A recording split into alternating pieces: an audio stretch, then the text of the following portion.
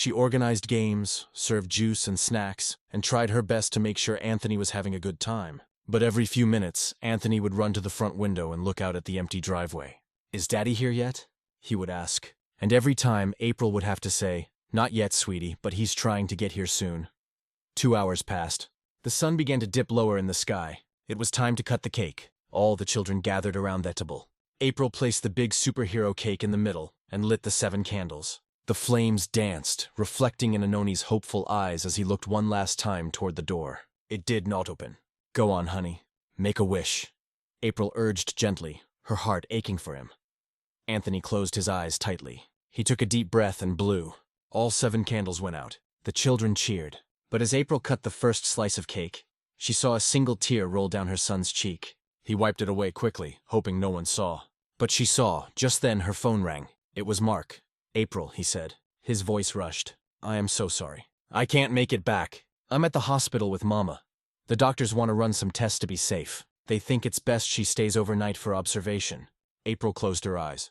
She knew what this meant. It meant Margaret had gotten exactly what she wanted. She had Mark all to herself on a day that belonged to her grandson. "Is she okay?" April asked, her voice flat and tired. "The doctor said her heart rate is a little high, but she's stable." "They're not too worried," Mark said. "But you know, Mama, she is putting on a brave face. I need to be here for her. Please tell Anthony I am so sorry. I will make it up to him. I promise." Another promise. April looked at her son who was picking at his cake. His birthday wish, already forgotten. She felt a cold, hard certainty settle in her heart. Mark had made his choice. He had chosen his mother's manufactured drama over his son's real once-in-a-year happiness. She hung up the phone without saying goodbye. She had to be strong for Anthony. But as she served cake to the other children, she knew something inside her had broken. This was not about pickles on a high shelf anymore. This was about her son's heart. And she realized that if Mark could not see the damage he was causing, then she would have to find a way to protect her son and herself from being broken again and again. The days that followed Anoni's birthday were heavy with a quiet that felt louder than shouting.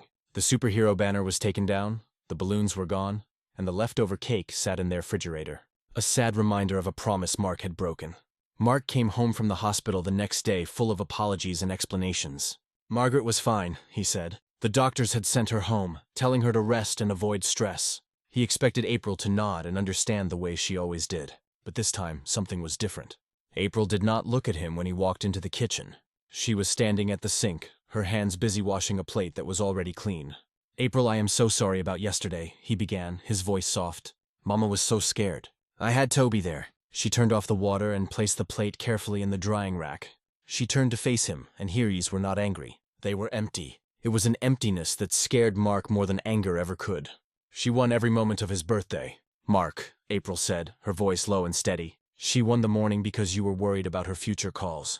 She won the party because you left. And she won the night because you were at her side." What was left for Anthony? A slice of cake and a tear he tried to hide. Mark felt a sting of defensiveness. "That's not fair, April. My mother was sick." "Was she?" April asked. And the simple question hung in the air between them. Or was she just lonely on a day when she knew your attention would be somewhere else? "Did the doctors find anything, Mark? Anything at all?" He looked away. "They said it was a panic attack. But that's still serious." "Yes," April said, her voice hollow. "It is, and so is a little boy's heart. A heart that waited and waited for his father to come home." She walked past him then, leaving him alone in the kitchen. For the first time, Mark felt a true chill of fear. It wasn't about his mother's health. It was about his own home, which suddenly felt like it was built on cracking ice. A few weeks went by. Things seemed to return to normal, but it was a fragile normal. The warmth was gone. April still made a dinner. She still helped Anthony with his homework. And she was still kind. But she had pulled a part of herself away from Mark, keeping it safe where his choices could no longer hurt it. Then came the notice from Anoni's school. There was going to be a Dad and Donuts Day, a special morning breakfast where fathers were invited to come and have donuts with their children in the classroom. Anoni's face lit up when he showed Mark the paper. It was a chance for a new promise, a chance to fix the one that had been broken. "Can you come, Daddy?" he asked, his voice small and full of hope. "It's just for 1 hour. We get to show you our drawings." Mark looked at his son's hopeful face, and his heart ached with love and guilt. Heck knelt down and looked him in the eyes. "Of course I'll be there, buddy," he said, and he meant it. "I would not miss it for the world. I promise." April heard the promise, and a sad, knowing look crossed her face. She said nothing. She just went about her day. The morning of the Dad and Donuts Day arrived. Mark got up early. He put on a nice shirt. He was excited. He was going to be the dad Anthony deserved. As he was getting his keys, ready to walk out the door with a beaming Anthony, the phone rang. A terrible familiar feeling washed over the room. Anthony froze, his donut day excitement vanishing like a puff of smoke. Mark stared at the phone as if it were a snake. April, who was packing Anoni's backpack, stopped and closed her eyes. Slowly, Mark answered it. Hello, it was Margaret. Her voice was not weak this time. It was frantic, panicked. Mark, Mark! Thank goodness, I fell. I was getting out of the shower, and my legs just gave out. I'm on the floor in the bathroom. I can't get up, my hip. Oh, Mark, I think my hip is broken. Mark's face went pale. Did you call for an ambulance, Mama? No, I don't want strangers here. I need you, please, son. Please hurry, she cried, and her cry sounded so real, so full of pain. Mark hung up the phone, his mind racing. He looked at Anthony, whose face was a mask of disbelief and hurt. He looked at April, who was watching him with a cold, piercing calm. April, he started, his voice shaking. She fell. She thinks she broke her hip. I have to. I know, April said, her voice cutting through his panic like a shard of glass. You have to go. It wasn't a question. It was a statement, a final judgment. But Anthony, Mark stammered, looking at his son. I will take Anthony to school, April said. She knelt and zipped up her son's backpack. She did not look at Mark. She looked only at her child. Come on, sweetie. Let's go get a donut. Anthony looked at his father one last time, his eyes swimming with a fresh wave of tears. He didn't say a word. He just took his mother's hand and walked out the door. Mark stood there, frozen. Duty called. He grabbed his keys and rushed out of the house, his heart pounding with worry for his mother. He drove faster than he should, picturing her lying helpless on the cold floor. He used his key to get into her house, calling her name. Mama, I'm here. Where are you? He ran to the bathroom. The door was open. The floor was dry. There was no one there. Confused, he turned around and he saw her. Margaret was sitting at her kitchen table wearing her favorite robe. She was stirring a cup of tea. She looked up at him, and there was no pain on her face. There was only a small, triumphant smile. Oh, Mark, she said, her voice perfectly calm. You came so quickly. I knew you would. Mark stared at her, his mind struggling to understand. You said you fell. You said you broke your hip. Margaret took a slow sip of her tea. My hip felt a little sore, she said lightly. And I got so worried. But once I sat down with a cup of tea, it felt much better. It's a good thing I have a son who loves me enough to come right away when I call. The world seemed to stop. The sound of her words, the look on her face, the quiet kitchen. It all crashed down on Mark at once. The lie was so clear, so bold. He saw it all.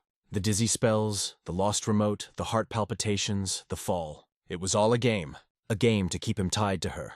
A game she played every time she felt him slipping away into his own life. He thought of Anoni's face at the door. He thought of the empty promise of donuts and drawings. He had chosen this lie over his son's truth. A sickening wave of regret so powerful it almost buckled his knees washed over him. He didn't say a word to her. He just turned around and walked out of her house, the sound of her calm, victorious voice following him. He drove home, a desperate need to fix it, to beg for forgiveness burning in his chest. But when he opened the door to his own house, it was silent. Too silent. April, he called out. Anthony, there was no answer. He walked into the kitchen. On the table where Anoni's breakfast should have been, sat a single piece of paper. It was a note written in April's neat, clear handwriting. It did not say much. It did not need to. It said, I have gone to teach our son what a family who chooses him looks like. Don't look for us. The silence in the house was a living thing. It was heavy and thick, pressing in on Mark from all sides.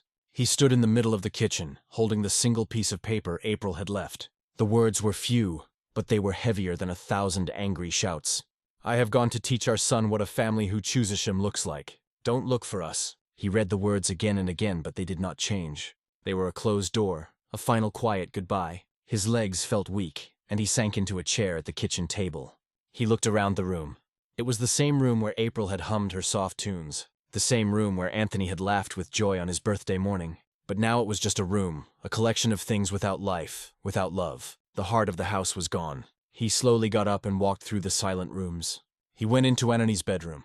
The superhero bedding was neatly made.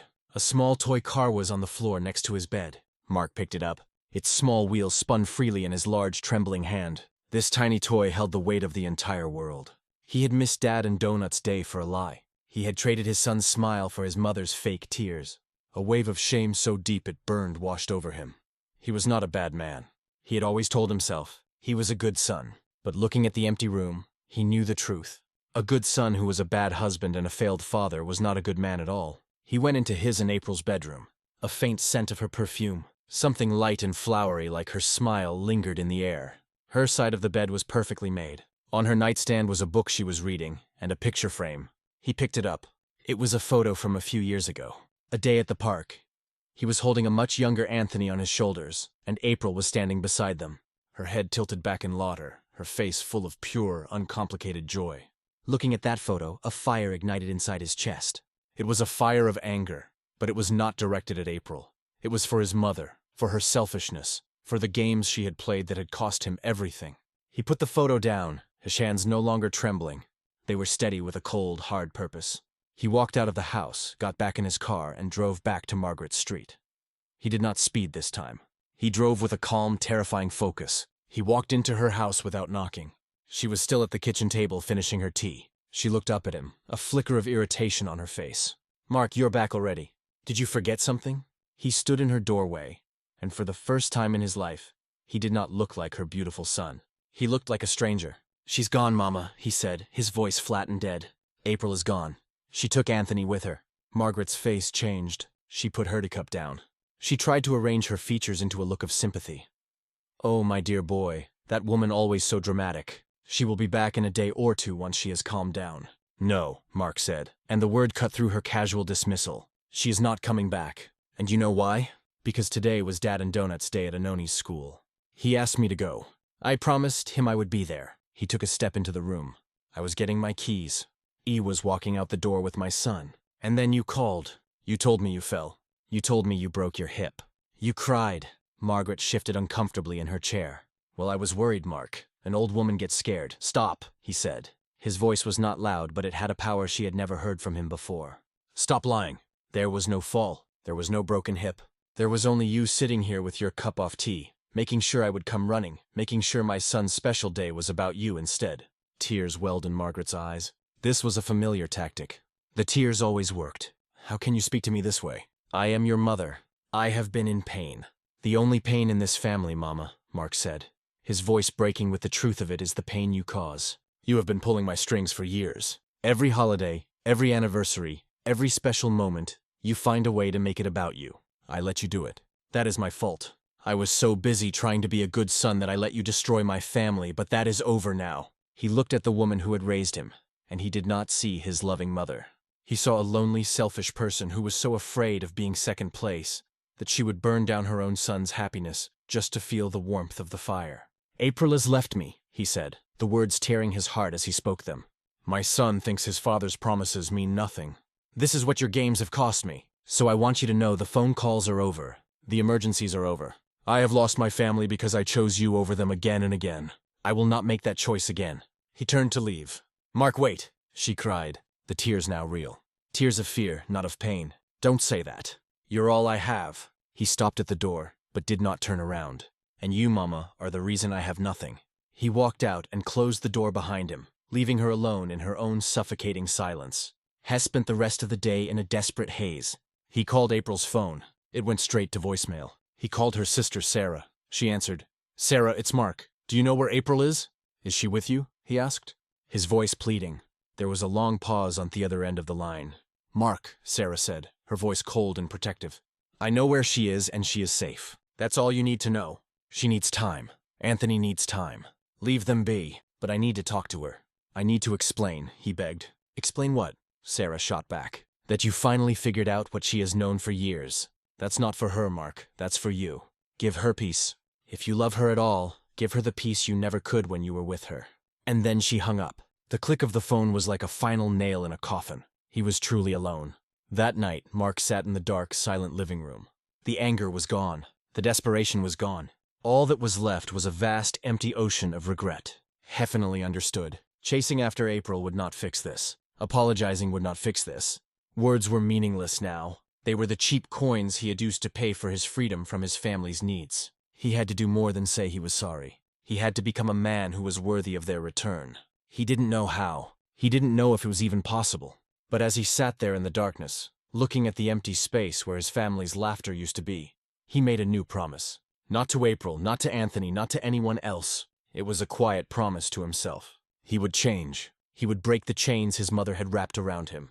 He would become the man his son deserved, even if his son was not there to see it. It was the only thing he had left to do. Weeks bled into a month, then 2. The silence in Mark's house did not get easier. It simply changed. It was no longer a fresh wound, but a dull, constant ache in his bones. He learned to live with it. He went to work. He paid the bills. He mowed the lawn. He existed in the spaces that April and Anthony used to fill with life. But inside, a quiet, difficult construction was underway. He was trying to rebuild the man he was supposed to be. He started seeing a counselor, a kind, older man named Dr. Evans, in Asmall calm office that smelled of old books. Mark finally spoke the words he had never dared to think. "I thought being a good son was the most important thing," Mark said one afternoon, staring at his hands. "I thought if I took care of my mother, it made me a good man. But I was just a boy running when she called. A husband is supposed to be a rock for his own family. I was just sand. I washed away whenever her tide came in." Dr. Evans listened patiently. "And what does a rock do, Mark?" Mark thought for a long moment. "It stays," he said, the word heavy with all the times he had left. "It stays. It protects. It's the foundation they can build on." This was the work he did week after week. He was learning to be a rock. The first test of this new foundation came on a Tuesday evening. He was sitting in the quiet living room reading a book when his phone lit up. The name on the screen was Mama. His heart began to pound, a frantic, familiar rhythm. The old Mark would have answered on the first ring. The old Mark would have been filled with a mix of dread and duty. But the new Mark, the one being built piece by painful piece, just looked at the screen. He watched it ring and ring and ring until it finally went silent. It was one of the hardest things he had ever done. An hour later, she called again. He let it go to voicemail. The message she left was full of panic tears. "Mark, I can't find my heart pills. The pharmacy said they delivered them, but they're not here. I'm feeling faint. Please, son. Please call me back." He almost broke. His hand reached for the phone. But then he remembered the lie about the broken hip. He remembered Anoni's face at the door. He took a deep breath, his heart aching. He called the pharmacy. A kind woman confirmed that his mother's prescription had been delivered and signed for by Margaret herself that morning. He hung up, a cold, sad certainty settling over him. He did not call his mother back. 2 days later, there was a knock on his front door. He opened it to find Margaret standing on his porch.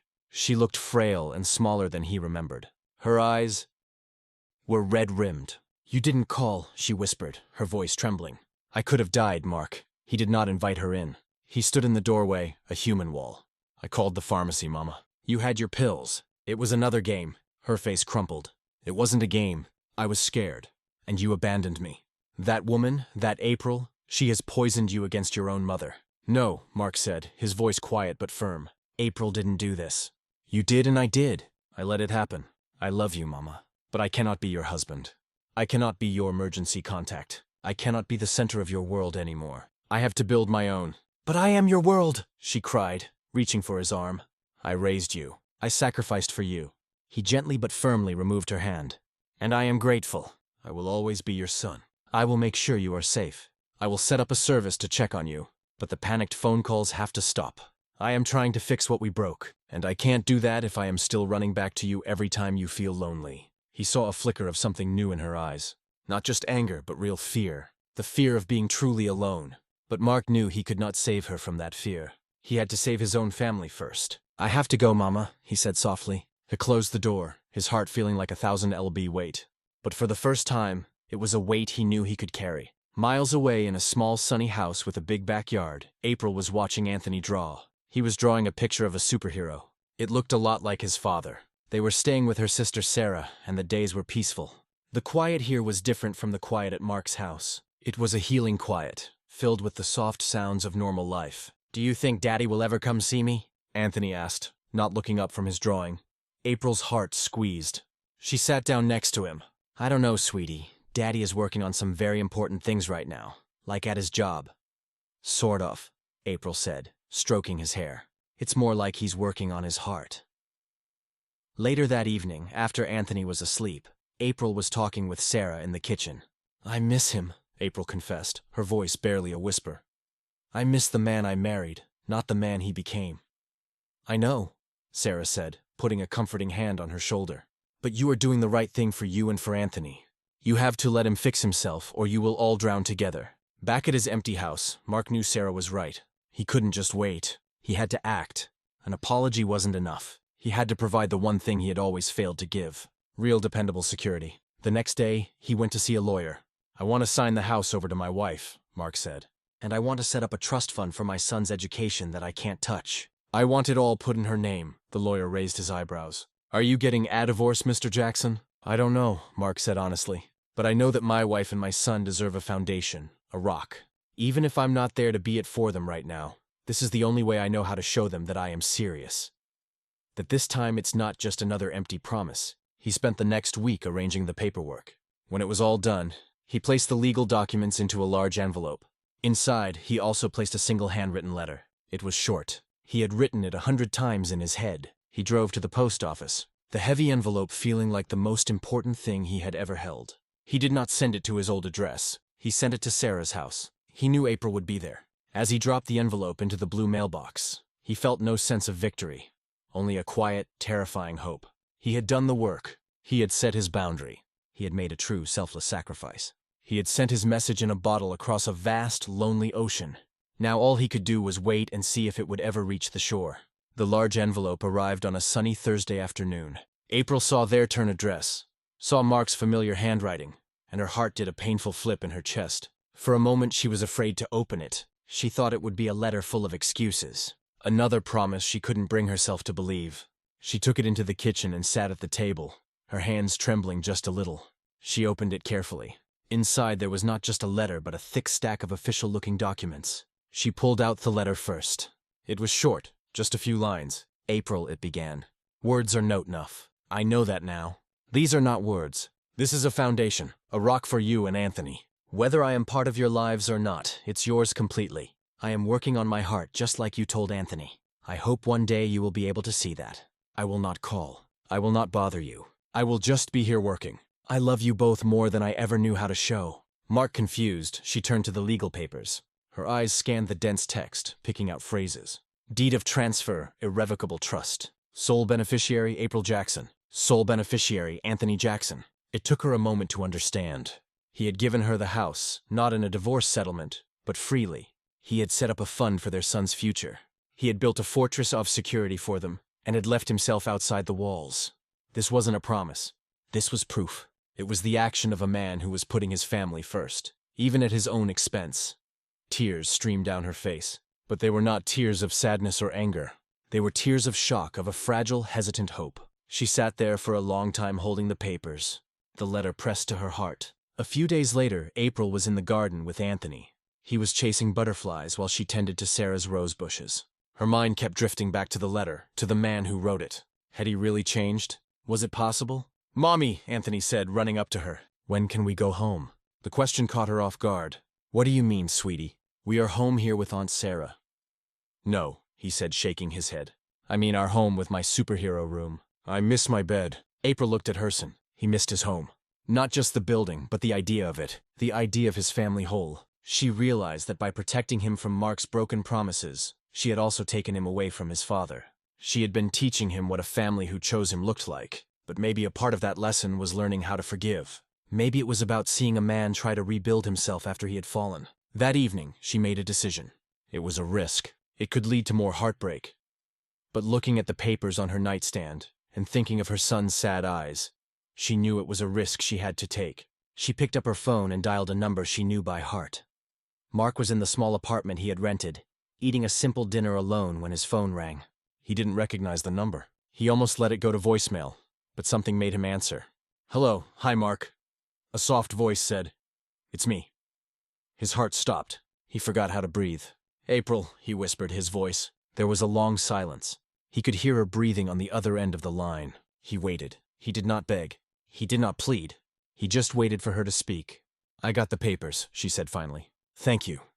That was more than I ever expected." "You deserve it," he said simply. "You both do, Mark," she said, and he could hear the emotion in her voice. "Anthony misses his bed." He closed his eyes. He understood what she was saying. It wasn't just about the bed. It was about home. "I miss him too," he said, his voice thick with unshed tears. "I miss you both so much it hurts to breathe sometimes." "Maybe," April said slowly, her voice full of a cautious hope, "you could come see his bed this weekend, and maybe you could have dinner with us. We can just talk."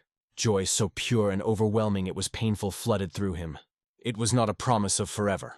It was not a magical fix. It was a beginning, a chance. Yes, he said, his voice cracking. Yes, April. I would love that. I would love nothing more in the world.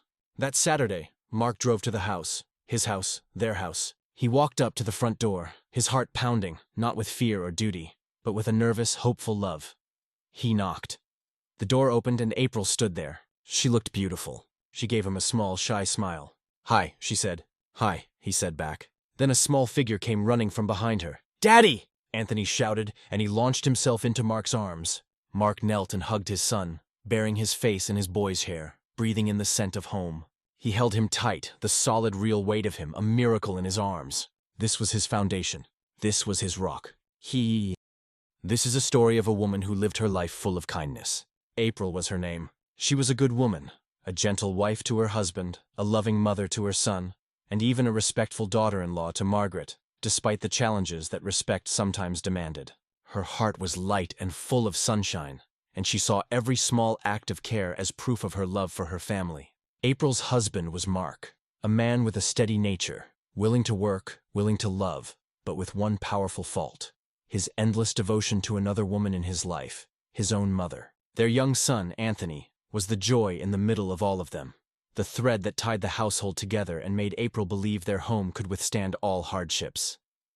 But love is complicated. Mark's love for his mother was like a river that carved through rock, strong, deep, unstoppable. And eventually it started spilling over, drowning parts of his marriage he didn't realize were fragile. Margaret, his widowed mother, had raised him alone and reminded him of that fact daily. She was not the frail, helpless soul she pretended to be. Behind her soft voice lay a sharp skill for manipulation, and while Mark adored April and their son, he could not see the games being played before him. April's days were simple, but beautiful. Their house was small but neatly kept, with a patch of red and yellow flowers at the front gate that she lovingly tended. Every morning sunlight trickled through the kitchen curtains, catching her face as she hummed a tune while frying pancakes for Anthony, sometimes shaping them into bears or stars just to make him smile, and brewing a strong, fresh cup of coffee for Mark. Love was not heavy or dramatic in her world. It showed in small gestures, folded clothes, warm dinners, and gentle kisses placed on her boy's forehead before school. Mark, for his part, loved April. He often watched her moving across the house and thought about his luck. But that peace cracked every time the phone rang, because on the other end, without fail, was Margaret. "Mark," she'd sigh through the line, her voice quivering with carefully rehearsed weakness. "My back hurts again. I dropped the jar of pickles, and it's on a high shelf. I can't reach it." And every single time Mark's answer was the same. "I'll be right there, Mama." He would push aside April's coffee, set down his conversation, and rush out of the house to fetch something as simple as a pickle jar.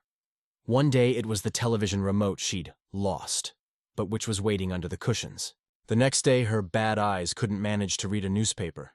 This, despite her brand new glasses. Another week he ran off because a bird dared make a nest on her porch. Mark called it duty. "She's my mother, April. She raised me when no one else did. I have to look after her." April respected this good son devotion. Yet with each passing week, she felt as though she was standing in line for his time. She and Anthony, the very family he had created, often found themselves quietly waiting in second place. One evening would etch itself deep into her memory. It was no ordinary night. It was their wedding anniversary. April had spent the day preparing. She baked a rich chocolate cake herself, bought a soft blue dress that caught her eyes in the mirror, and arranged their evening carefully. Anthony would be at a friend's house, leaving her and Mark to share quiet romance once more. The smell of chocolate filled the home when she heard his car pull into the drive. She smoothed her dress, heart fluttering in hopeful beats. Mark entered, but his expression was shadowed by worry, not light. "What's wrong, darling?" she asked gently. "It's Mama," came the reply. He dragged his hand down his face. "She thinks she heard something moving in her attic. She's terrified of being alone. I have to go." Her heart sank as if someone had dropped a stone into deep water. She whispered, "But it's our anniversary. The cake this evening, it was for us." He paused, glancing at the cake, his eyes flickering with guilt. But in seconds the look was replaced with duty again. "Sweetheart, I know. I'm sorry. But Mama is scared. She's old. Please understand." A kiss, half-hearted, and he was gone. April sat by the table, staring at the flickering candlelight she had set between two plates, and slowly reached forward to blow it out. The lovely smell of chocolate was now heavy with disappointment. Tears filled her eyes. She told herself to be understanding. She was a good wife, after all. But kindness didn't soothe the ache. Later that night, Mark returned.